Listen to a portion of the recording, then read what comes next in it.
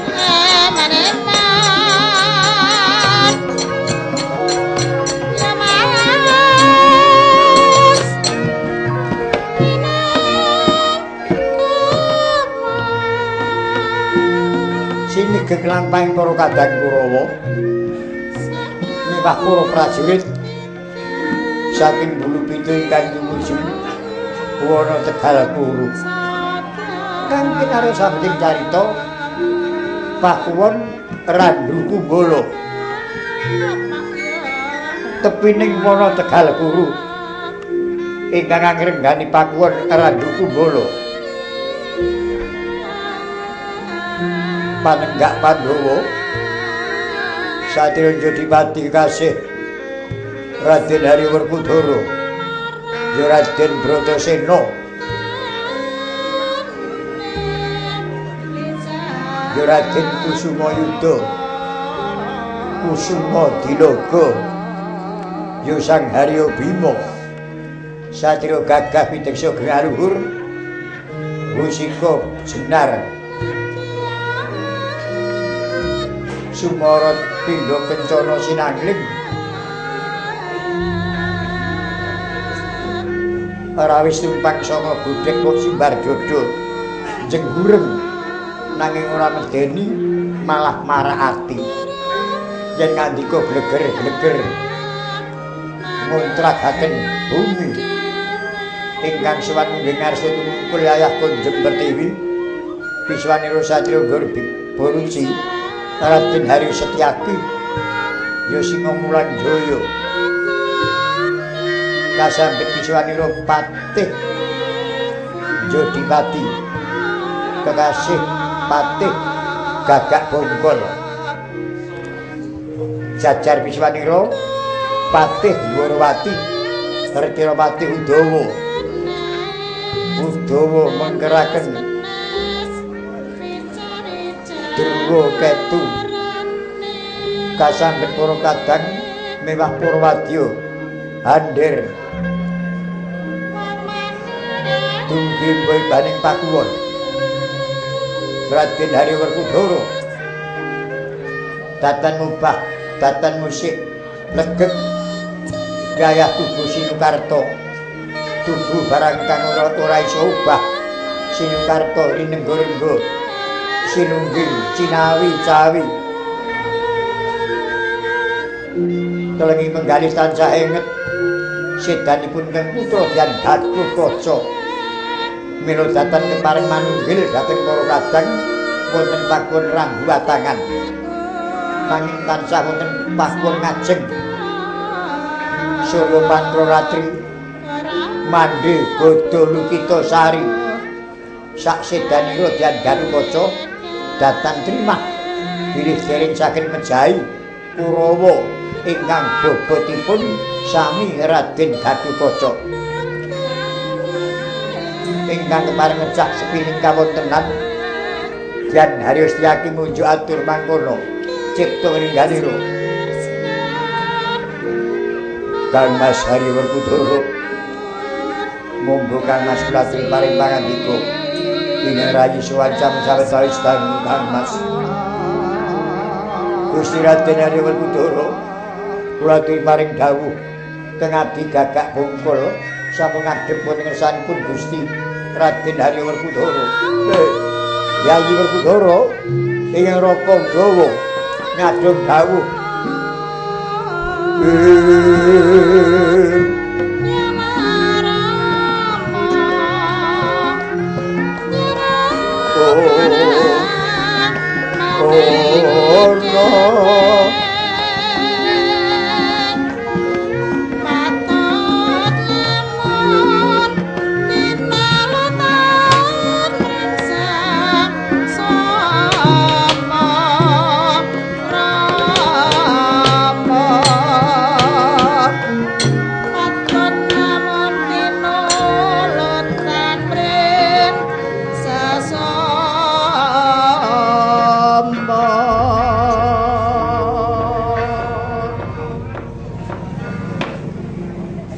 Sang nayakaning ngerat Risang nayakaning ngerat Suteng ngerat Kutama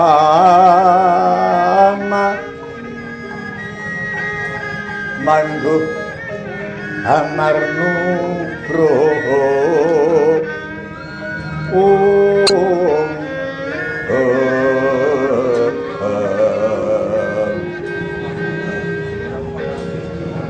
Seswoto Sugoto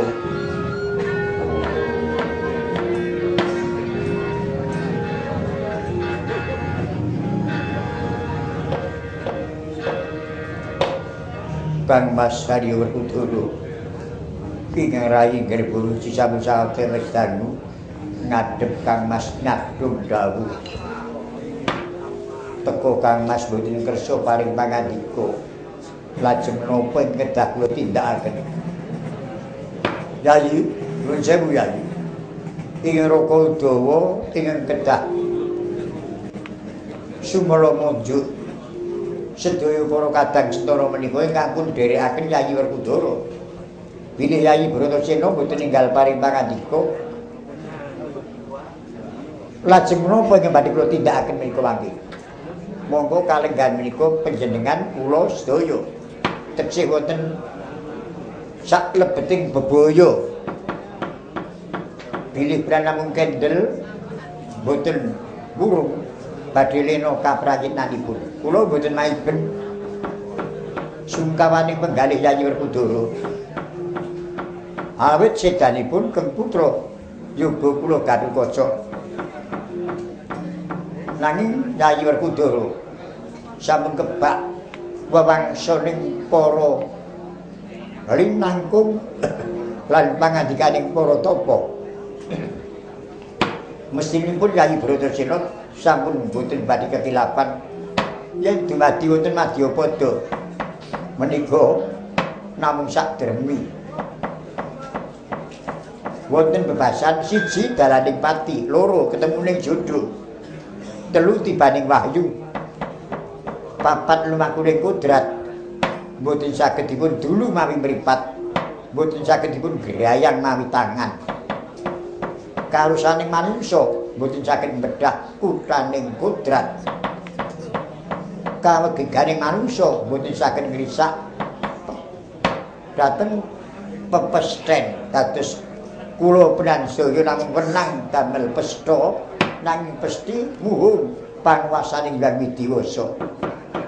Menawi sedanipun Kang Putra Gatotkaca lajeng penan tumlawung raosing penggalih mboten prayogi kedadosanipun.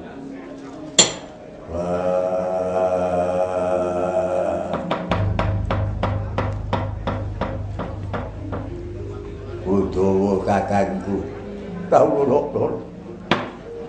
banget panarimaku. Kowe ngengetake kalih puting budiku. Kawula nyuwun pangapunten ora dadi apa.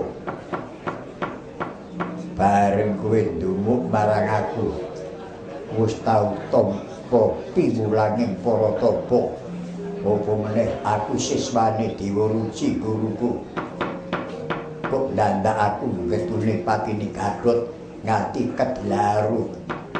Nanging ndadekno pamriksan ora lega rasane atiku yen aku ora bisa gawe patine Kurawa ingkang timbang karo bobote Gatot.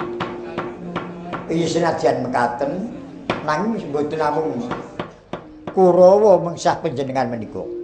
Para raja manca negari kathah ingkang sabiyantu dhateng Kurawa. Wasipun Jerambek Angkara ingkang mapan wonten madyaning paprangan Tegal Hulu menika kedah panjenengan ingkang brasta kula sabiyantu. Nanging kang dadeke petenging pamikirku maneh jlamprung adhiku. Sak patine angka Wijaya anakku. Gawene misah karo para kadang. Senengane ana tengah ngalas. Yen lena kaprayit lan ora urung bakal bisa dikrenak Kurawa. Enget kula perkawis Yayi Arjuna. Menika sampun wonten kantinipun inggih menika Kyai Semar lan anak-anakipun. Nadyan Kyai Semar menika jejering Panakawan nanging sejatosipun menika rak pengayomaning Pandhawa. Dados perkawis Yayi Arjuna mboten perlu dipun kuwatosaken. Ingkang baku benan rumeksa kawidagdaning pakuwon randuwatangan ingkang pun lenggahi keng raka sinuwun Prabu Puntadewa tuwin sinuwun Prabu Matsapati.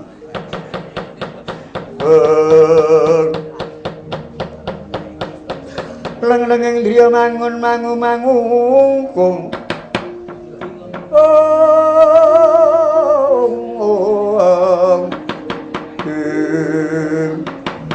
Keca denimbal pangandika Dyang Werkudara. Suhur Mati Udawa ingkang wani nyambet pangandikanipun Dyang Bratasena. Katumpa pelajaripun wadya ingkang persambeng kanca njaluk dalan.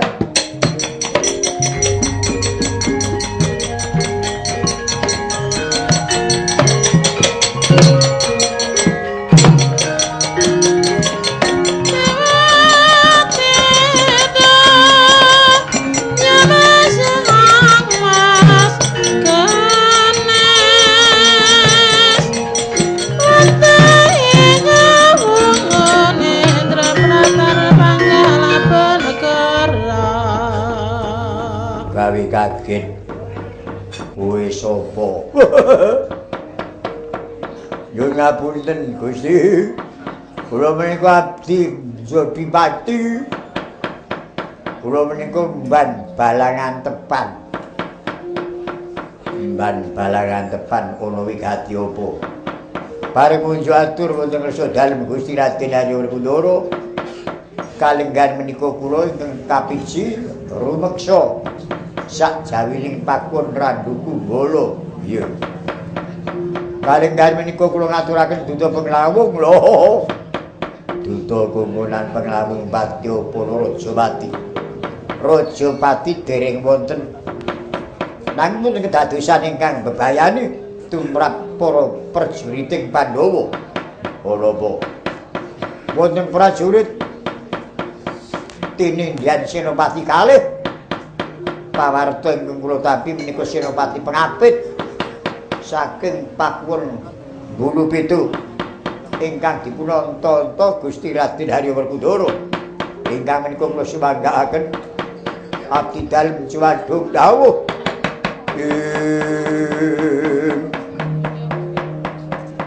sancut gumergut ambyur telenging samudra alun gulung-gulung gumulung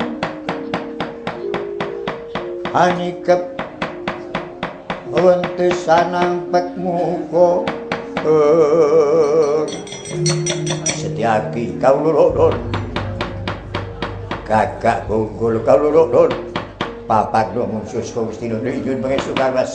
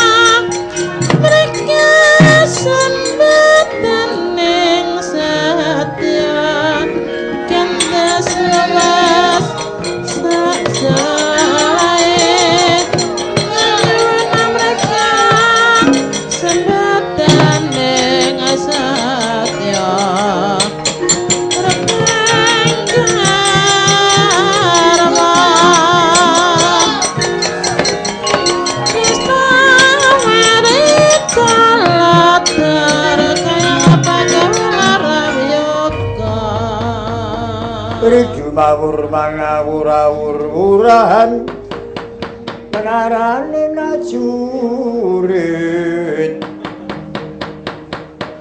kong peri magru kongso tetek kaya budula war pangri ing Turanggesti perkata ingkang Tujuh layu sebit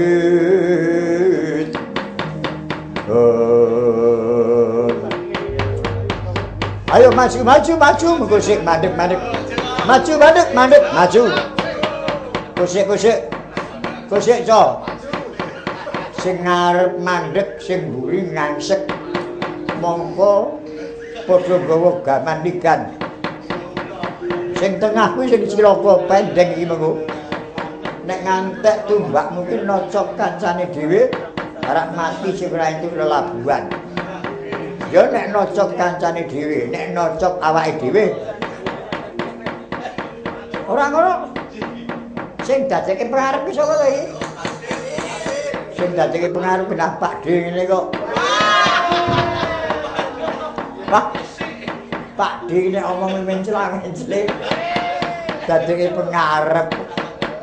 Kok sik, Co? Lah ya wis liwat saking. Liyane saking ora ana sing nggo liwat. Lho kuwi guman ngono kuwi kok dibantah. Lek ngobete kanca-kanca kuwi wis ora kurang-kurang. Lan wong pancen iki ana sebab musababe. Pancen kowe iki nek ora pancen sengit wong demen wong ora takon dhisik. Apa to sebabe kok kanca lim mlaku kok dadi mandek iki? Ngono macet iki kepiye iki? Nanti kaya kendaraan macet. Co, iki ana satriya siji bergancang ana madyane marga ngadang lakumu ngendhek lakumu kabeh. Satriya ki wong kudu. Lah ya wong. Wong pira? Siji. Wong semene kae ndek wong siji kok gelem. Kose prayogane rak ditakoni sik. Nek iki mengko kanca arak malah kowe karo aku kadukan. Wong kowe karo aku durung tau tepung. Ya coba takoni. Ora mengko Satrio. Sing berkancang ana madyane marga wis apa? Yen kowe takon marang aku. Sentana Ndwarawati Satrio Garba Ruci. Aku Raden Setyaki. Sapa? Raden Setyaki. Cok. Oh. Setyaki. Sapa? Setyaki. Mbok sing seru. Enggak seru-seru enggak berapa bisa ngantuk. Udah ini kok jadi ngantuk. Kalau sing jeneng ngantuk iki kemanisan kok iki. Nang panggung nek ora ngantuk ora wangun. Oh, dadi iki kemanisan lho. Ana apa? Jebul sing ngendheke aku kowe iki Setyaki. Setyaki kondang Satria Kendel. Nek rak ya ming wong, lah ya lah. Apa kowe tau mapagake krindane? Durung ming akeh kabar. Wong kuwi aja mung manut kabar, dibuktekke dhisik. Wong semono akeh kok dindeke wong siji kok mandeg. Mundur tak sandangane. Kowe karemu apa Setyaki? Kowe mandeg ora kena ngacut lakumu. Iki ana tlatah bawahing para kadang Pandhawa. Pancen aku arep ngrusak barisane Pandhawa. Nek kena tak eman kowe mundur. Hah? Nek kena tak eman kowe mundur. Bocah jebul Setyaki iki apik atine iki. Kok kowe muni apik atine? Lah kowe karo aku diman iki. Nek kena tak eman mundur ngono. Lah rak eman to kuwi. Oh, kowe iki kaya ngono kok iso dadi prajurit lho. Ketembungan kaya ngono dianggep ngeman tenan. Kowe iso dadi prajurit iki mbiyen sangene pira kuwi. Ya ya janjuk ngono kuwi kaya. Oh, kowe iki dadi prajurit iki mbiyen nggawa iki barjo tak kandhani. Ora sago, ora sago. Kudu aku maju. Nek kowe terus maju, Setyaki sing Trenggalang. Ora perlu kesuwen ranjap. Ayo, maju.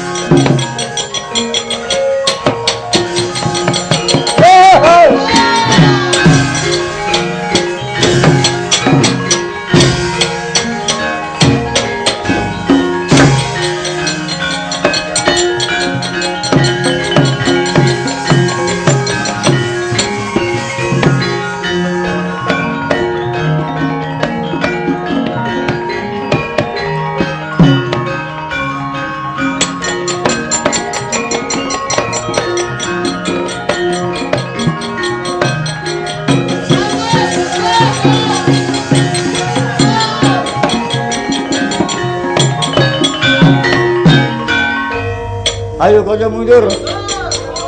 Ayo mundur. Berkutuk. Aduh. Mati aku tanganku sempal siji. Aduh sikilku wis riyo. Aduh.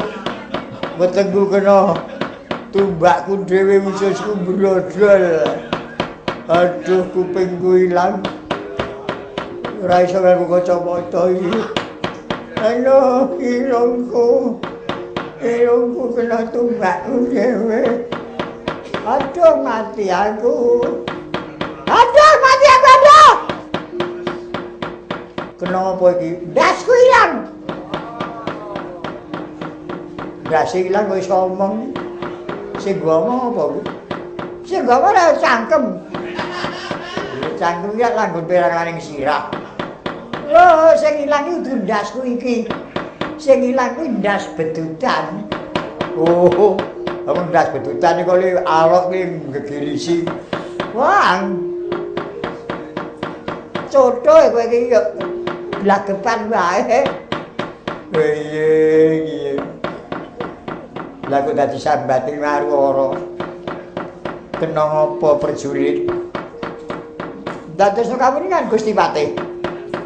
Menika kepapak satriya naminipun Setyaki. Oh, Setyaki. Nggih. Kula dipun nunduraken mboten purun. Wah. Dobrak-abrik. Kali Setyaki niku aduh. Iya. Ngono iki sampeyan iki runtuh. Setyaki dudu musuhmu. Ayo mundur wae. Sing lara padha ditambani. Sing tekaning pati dirukti, disingkirke saka paprangan. Ndika ayo kanca mundur.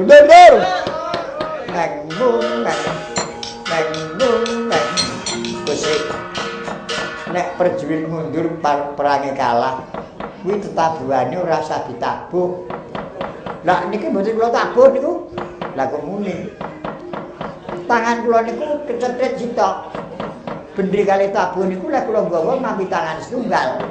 Sareng kula nggih lembean, tabuhe nuthuk dhewe. Oh, mula unine ora mung ning mengemung. Jalaran tabuhe ora nuthuk nggon pencu.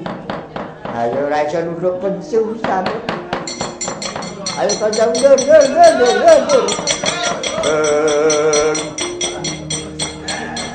Sengguni kang pinangka tendas. Oh, narpa salya munggeng paru. Sriwitri kanan kiri. Rika Bisma Durna panalinganira. Oh. Kados pundi, Paman? Setyaki sing awut-awut prajurit ingkang nderek lakumu mapan dudu musuh ora jeneng mokal. Setyaki satriya digdaya mungsuh prajurit rucak. Titi mangsa iki kowe kudu ngatonke kasudibyan. Jangan digo legas kecok. Setyaki bariku tandangi Dirhun.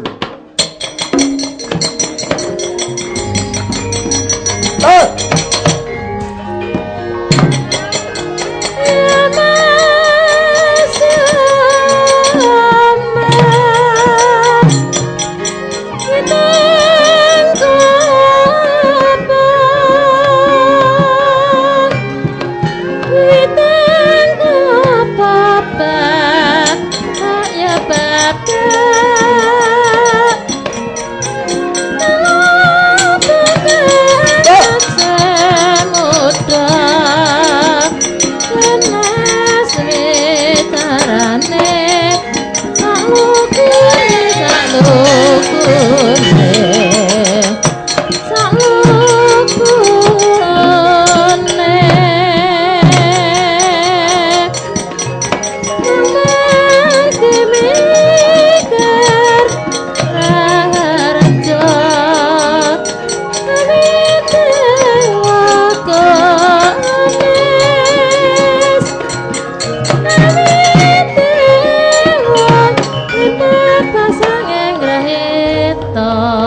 Sandya Bala Pandhawa Biyuk gumurung manuri sing mungsuh ring sata Kurawa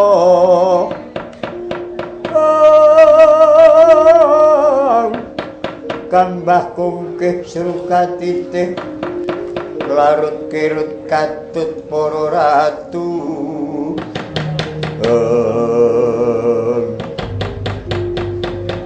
ana satya bergancang mapagake aku aja mati nggawa jeneng sapa kowe takon marang aku iya dasar to bali suruh genti aku takon kowe sapa jenengmu babu takoni durung aku genti takon oh babamu kadangi taruna Koko Prabu Duryudana iki panunggalaning Kurawa uga Raden Jayawikata iya dasar yo to kowe ngaku kesete Lunggasari Gustiku Raden Haryawerkudara Patih Gagak Bungkul ya dasar nyoto kowe kesate Werkudara bature Werkudara sakarepmu nggon ngarani nanging polotan Purupa iku uga putra Narendra tanpa beda kaya kowe putra Narendra Slagayama aku kadangi taruna Dewi Kuntul Wilanten oh anak Ratu Slagayama lho dasar yoto kena tak iman kowe semingkir Janaka apa Werkudara kon maju Bratayuda iku perkarane Pandhawa karo Kurawa kowe sak jabaning Pandhawa kowe sak jabaning darah Barata ora kena melu cawe-cawe perkara iki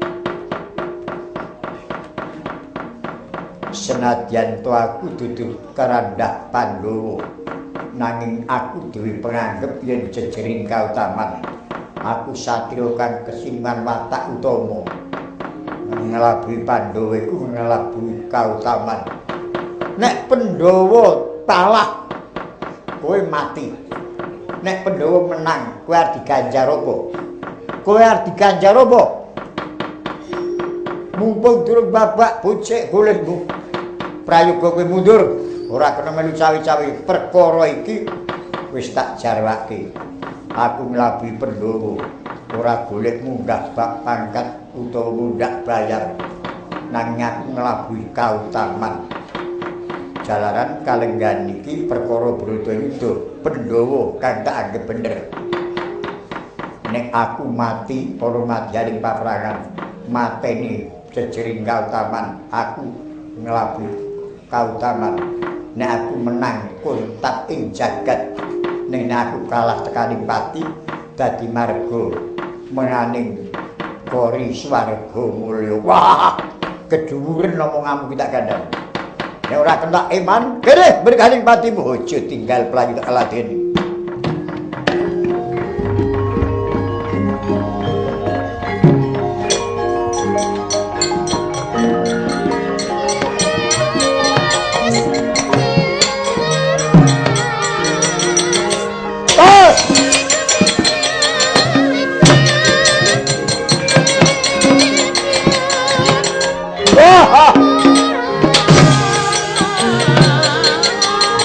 maju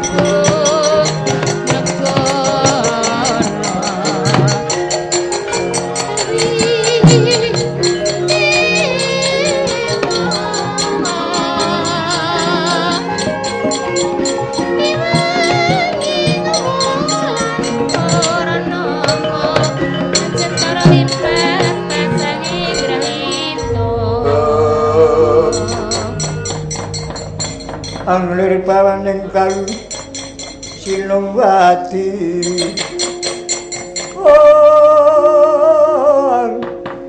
jagat kang kinarya momong siwang ban siwego kula Raden rada maju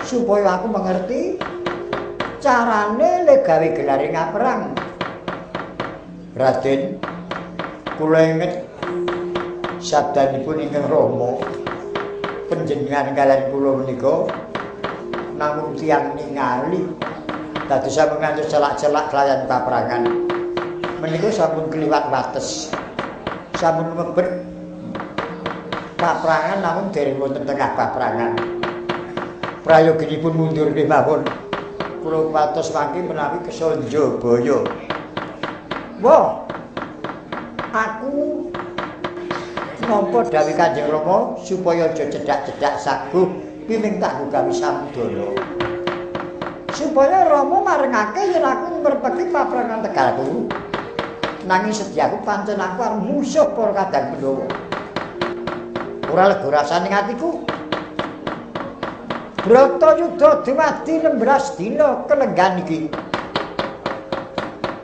jenenge Janaka jenenge Werkudara saya kontak ing jagat nek aku iso mateni Werkudara aku bakal kondang ing jagat Satya Digdaya Stimandraguna tur aku kawistara mburi sabiyatu Kanjeng Rama jalaran Kanjeng Rama dadi Maha Sirawati waduh sampun ngantos kula iki badhe nampi duka menika nek ana dukane Kanjeng Rama marang kowe mengko aku sing tanggung kowe ora perlu kuwatir nanging menawi wis to menengo wae wah dalah Paman Jayawikata mungsuhe sapa Katon Digdaya Stimandraguna Paman Jayawikata katon kumeragangan Paman sawetawis kula aturi miring sawetawis badhe menapa wis to menengo wae tak prabung jemparing saka kadarking bergani pati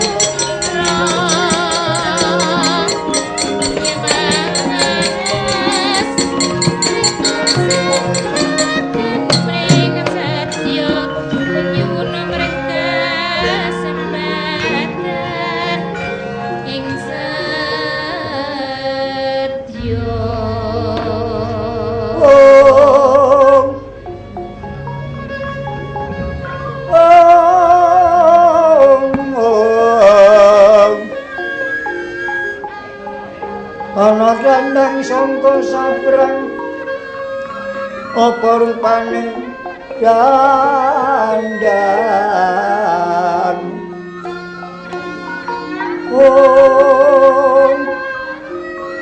cucuk si kula serani laring bedang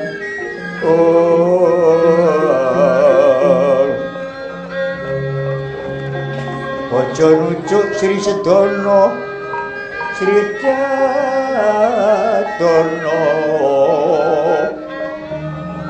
nucuk sarap sawane wong Sukreta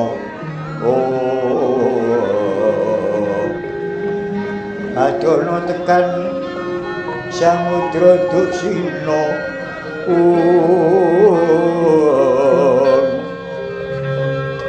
Jekno Teguh Yono selamat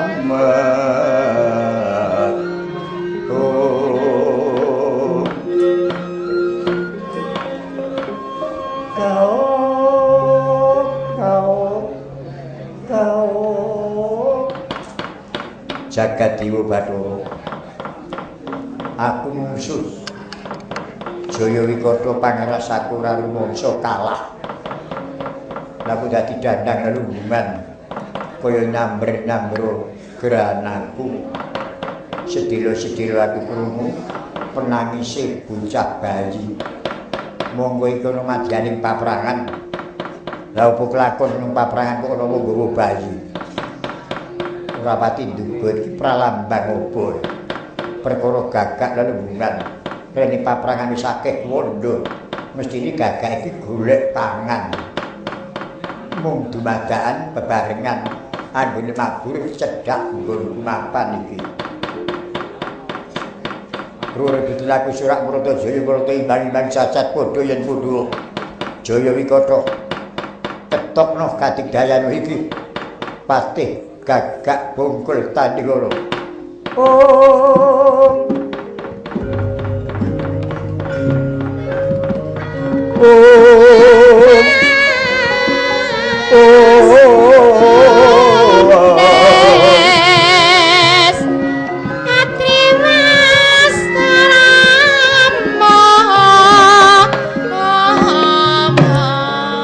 Semulena kaprayitnanira Patih Gagak Bungkul datan prisa lumarabing jemparing saking gendhiwanipun Raden Wersasena. Kepat kaya kilat kesit pindha Raden lumampahing jemparing tumanem jajanira Patih Gagak Bungkul saknanika ambruk wonten madyaning paprangan.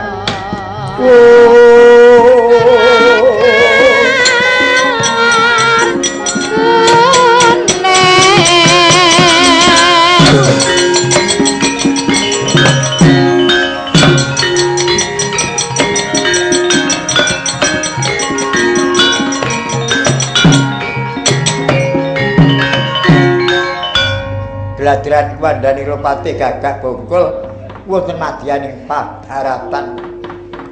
Tatuning dedamel Misiludira pindha densoken pinesti keparing Bathara Moyang Ayu Baskara Titi Wanci. Telas tulisnya Patih Gagak Bungkul. Sukma sejati micil saking raga jati.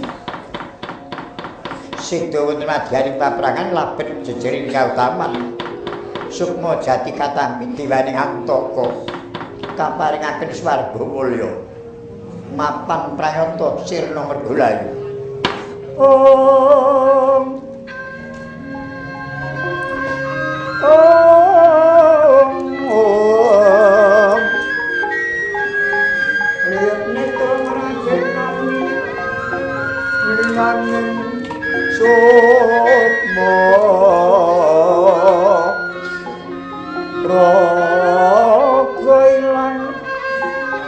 sukma mula yangan rogo ngendi nggonmu tiba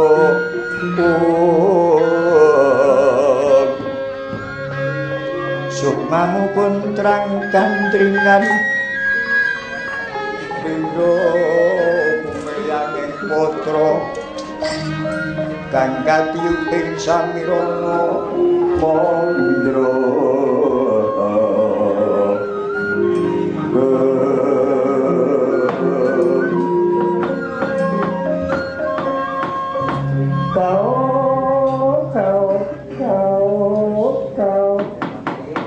sekarang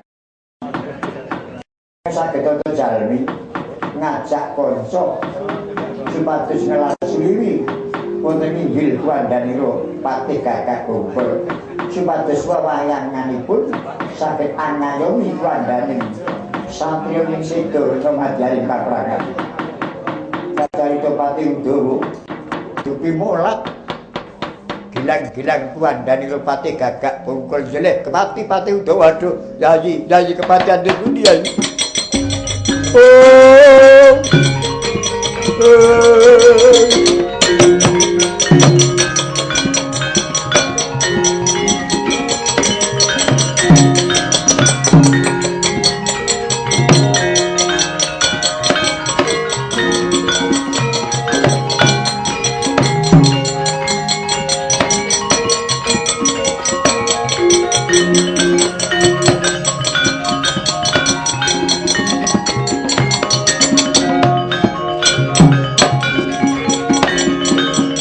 Aduh Yayi, Yayi gak bongkol.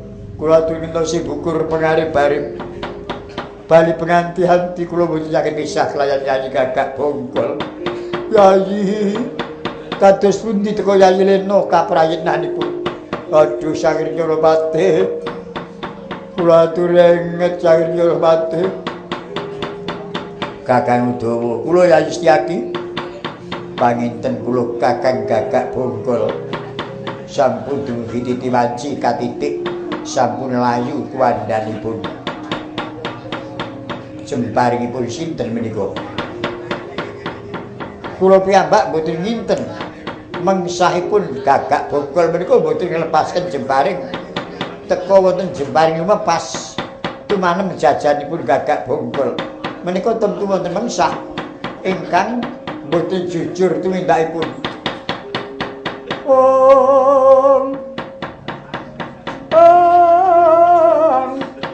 Jojo muntap pindho kinetap netra kocak mondarandir hidup mangala cakra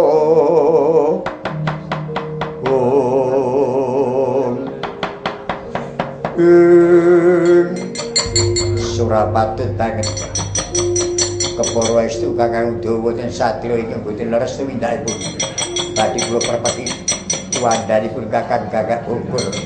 Kula aturi ngrukti satataning pambak sapa kang salah gawe gening berkaling patimu.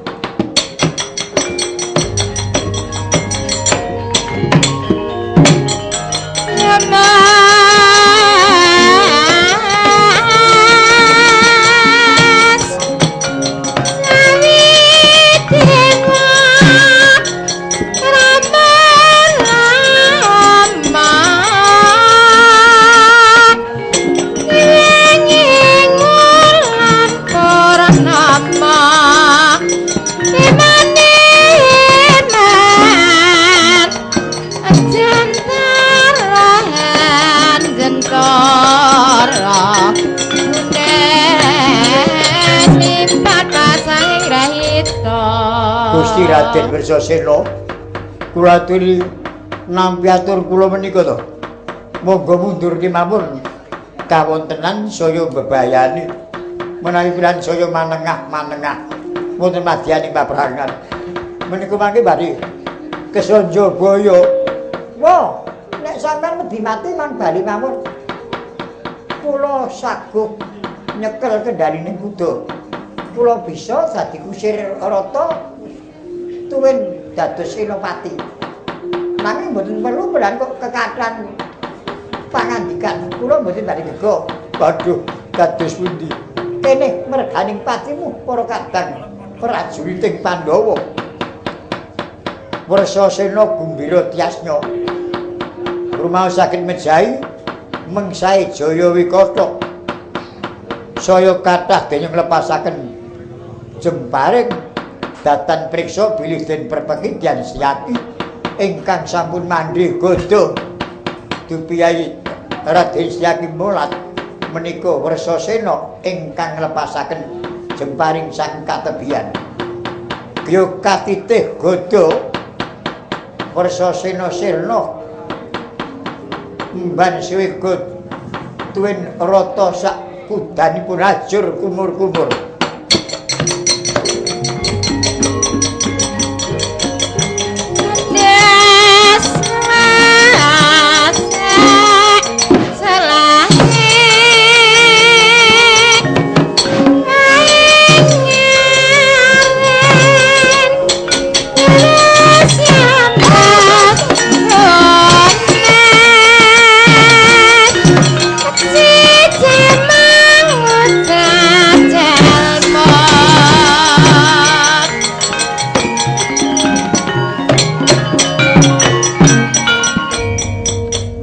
Pemalaning jagat manungsa panuksmaning iblis titising jajalanan Wersasena bayi wingi sore ngurusi wong Pacakara iki sing kok jaluk kaya ngono ajur wandamu rita sak jarane ajur ora dikukup.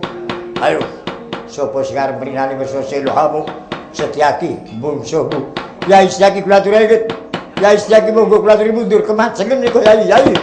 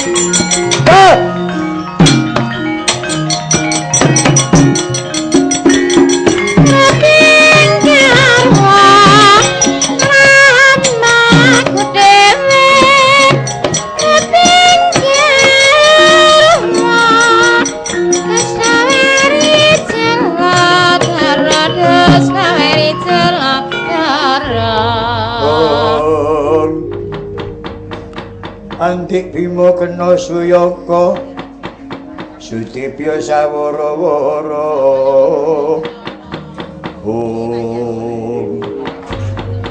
Werkudara ya kowe Jaya Wikata ora kleru pandugamu kecandhak Werkudara mumpung kowe durung babak bucik kulitmu manut wae tanganmu lungno tak bondo set anglungno gulumu tak tugel del sirahmu tak cangking tak pengewan-ewan warben dadi surahe urip sina mergo patine Werkudara saka tangane Jaya Wikata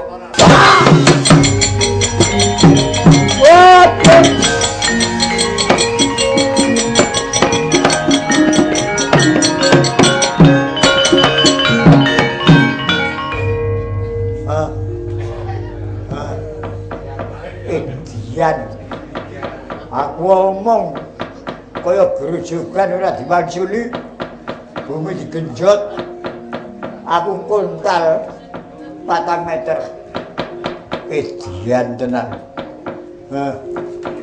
mungkin aku ngombe sithik aku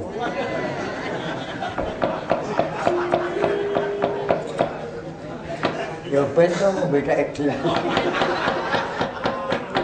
Werkudara maju Jaya Wikata sandal ngono kadang-kadang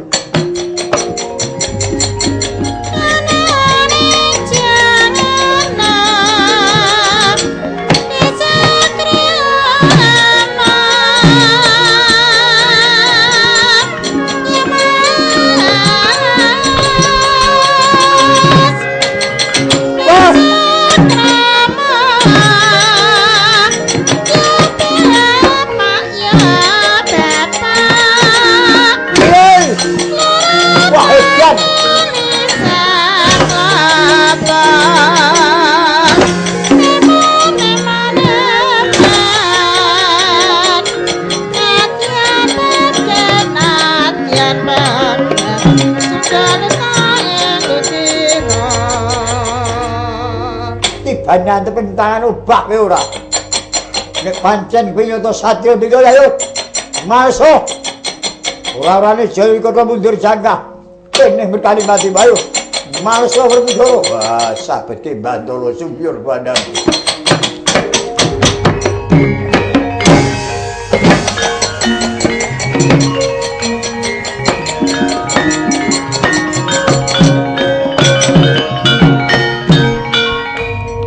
Jaya Wikata kacandhak Dyang Werkudara kabanting denidak dadane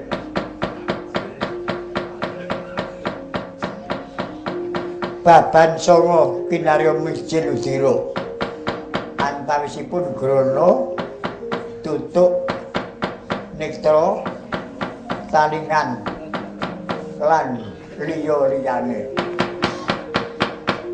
pecah wonten madyaning paprangan kacarita wadya balane iki mulat ingkang pun dherekaken pejah mboten madyaning paprangan mboten wani ngrebat wandane Gusti sesembahane para wadya balane bubar mawut candrane kaya tambak merang keterjang banjir bandang.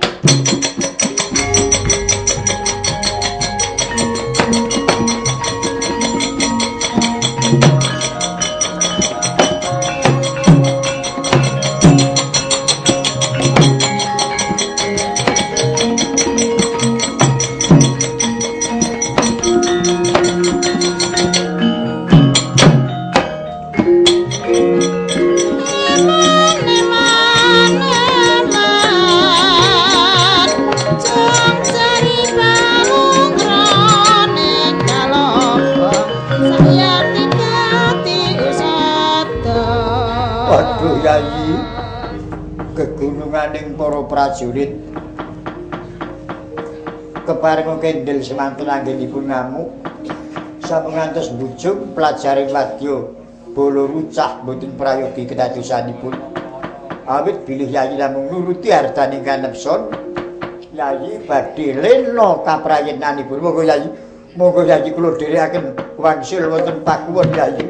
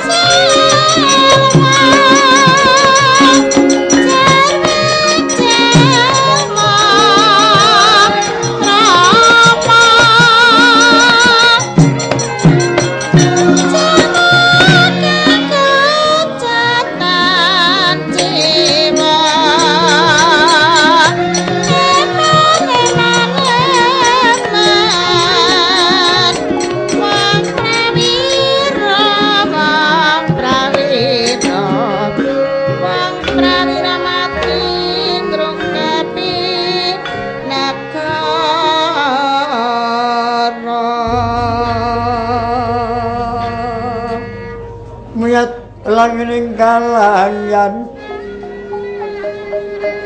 aglar pandang muncar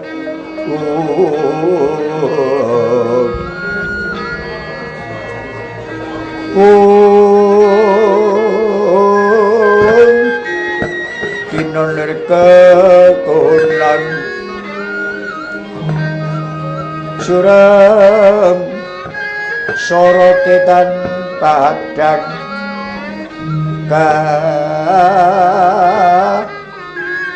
sor lan padanging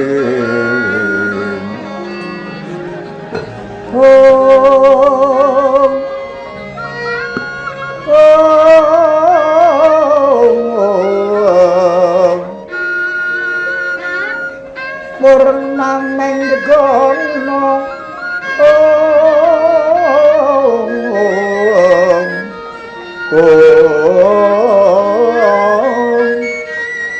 dasari mungso ketiga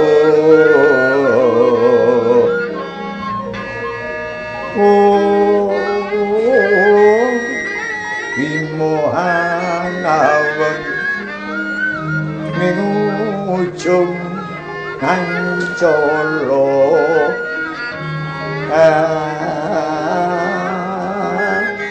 senen karya wigena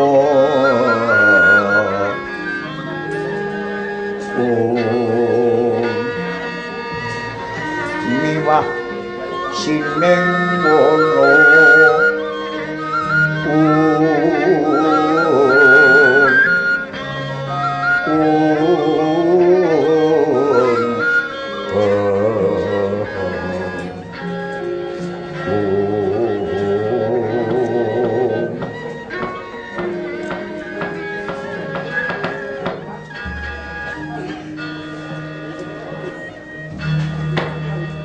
Lumajar Sangya Purwadya rucah wadya balanipun Raden Jayawikata.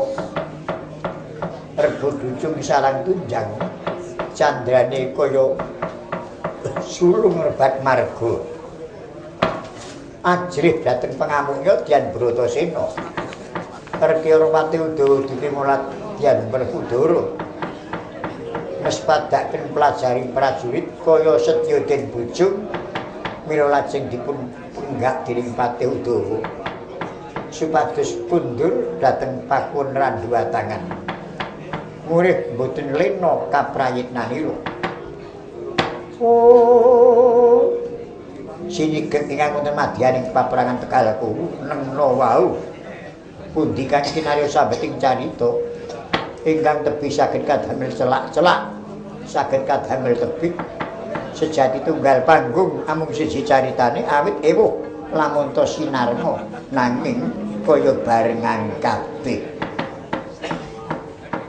taman kadilengleng kang kinarya sabeting carita Sang Hyang Prahabdi ketinggal bebunditan